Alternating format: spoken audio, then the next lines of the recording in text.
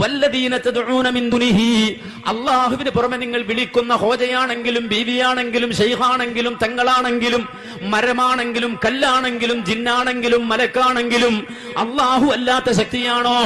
വല്ലദീന തദ്ഊന മിൻ ദുനിഹി, അല്ലാഹുവിന് പുറമെ നിങ്ങൾ വിളിക്കുന്ന ശക്തികൾ മാ യംലികൂന മിൻ ഖുത്മീർ, ഈത്തപ്പഴം കഴിച്ചിട്ടതിന്റെ കുരുവെടുത്ത് നോക്കുമ്പോൾ ആ കുരുവിനെ പൊതിഞ്ഞൊരു പാട കണ്ടിട്ടില്ലയോ? നിങ്ങൾ ശക്തമായൊന്ന് ഊതിയാൽ പാറിപ്പോകുന്ന പാട കണ്ടിട്ടില്ലയോ? ആ പാട പോലും ലോകത്തൊരു ശക്തിയും അധീനമാക്കുന്നില്ല.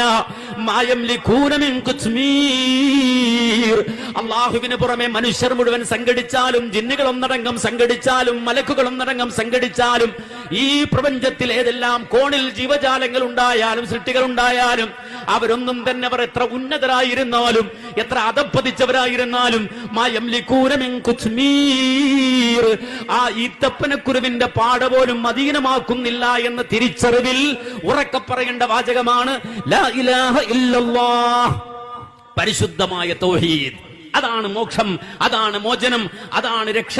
ആ രക്ഷയുടെ പാതയിലേക്ക് മാനവ സമൂഹത്തെ ക്ഷണിക്കലാണ് നമ്മുടെ ബാധ്യത.